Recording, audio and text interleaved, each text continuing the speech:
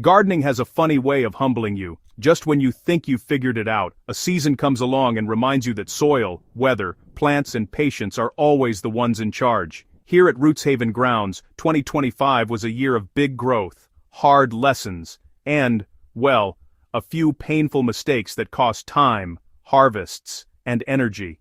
The good news is that every mistake left behind a clear lesson, one I'm carrying forward into 2026 and beyond. This article isn't about perfection, it's about honesty. Whether you're just starting your first garden or you've been growing for years, chances are you'll recognize yourself somewhere in these lessons.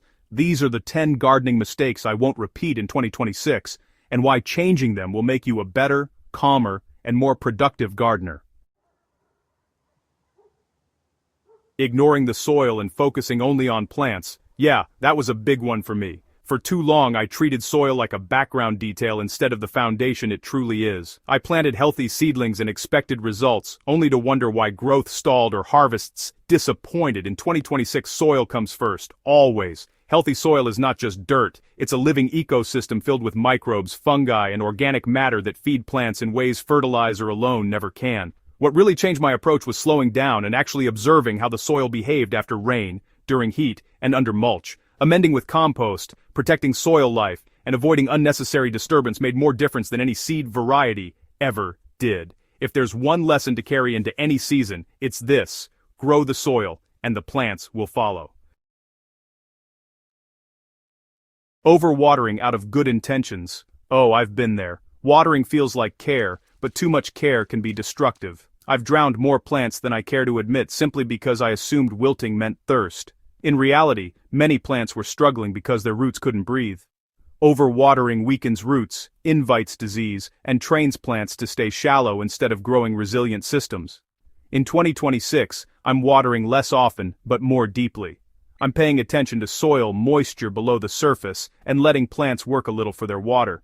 This approach saves time, conserves water, and results in stronger, more drought-tolerant plants, something every gardener benefits from.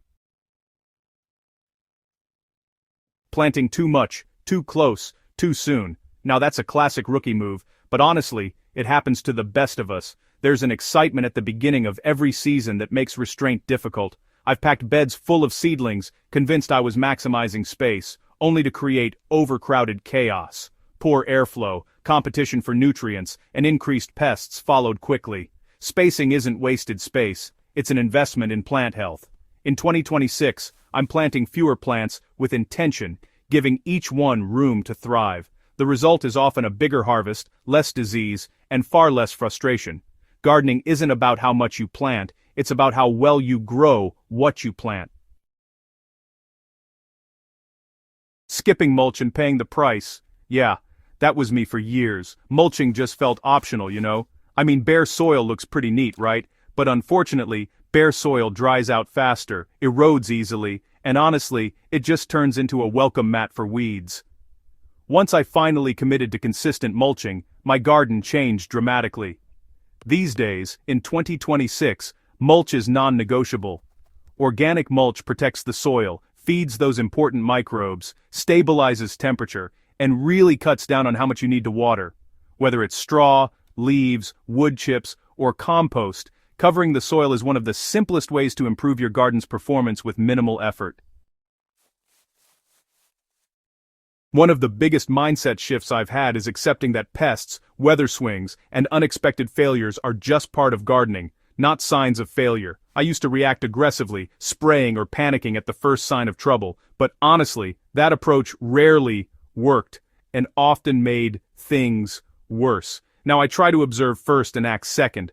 Healthy ecosystems really do balance themselves over time. In 2026, I'm focusing on diversity, habitat, and resilience instead of control. Nature isn't the enemy, it's actually the partner. There were times when my beds just sat empty, simply because I didn't plan ahead. Once a crop finished, I'd lose momentum and end up missing valuable growing time. Succession planning isn't complicated, but it does take some foresight. This year I'm mapping my garden with the seasons in mind. As soon as one crop finishes, another is ready to take its place. This keeps the soil covered, harvest consistent, and, honestly, my motivation high.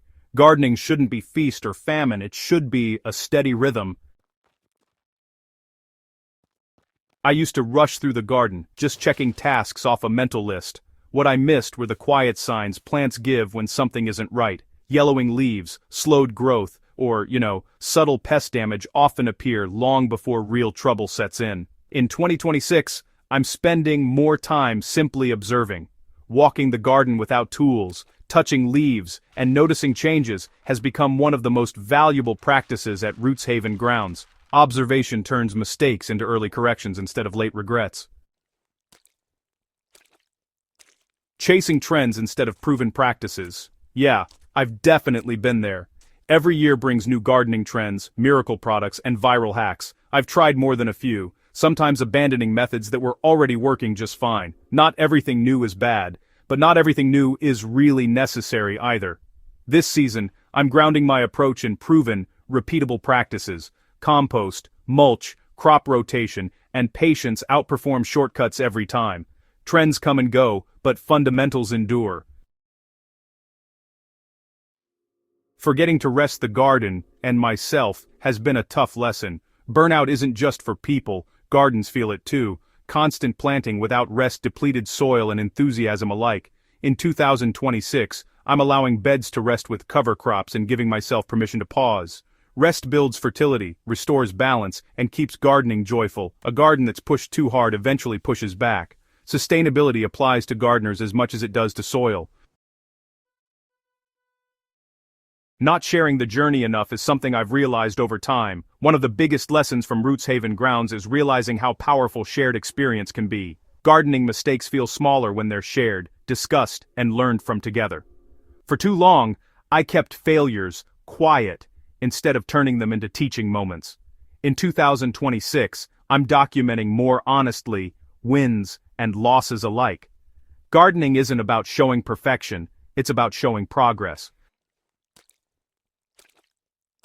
Growing smarter together in 2026 is really what it's all about. If there's one takeaway from all these mistakes, it's that gardening rewards patience, curiosity, and humility. Every season teaches something new if we're willing to listen. The goal isn't to avoid mistakes completely, it's to avoid repeating them. If this article helped you reflect on your own garden, or saved you from making the same mistakes, I'd love for you to stay connected. Subscribe to Roots Haven Grounds on YouTube. Share this article with a fellow gardener, and grow alongside us as we build healthier soil, stronger plants, and a more grounded way of gardening, one season at a time.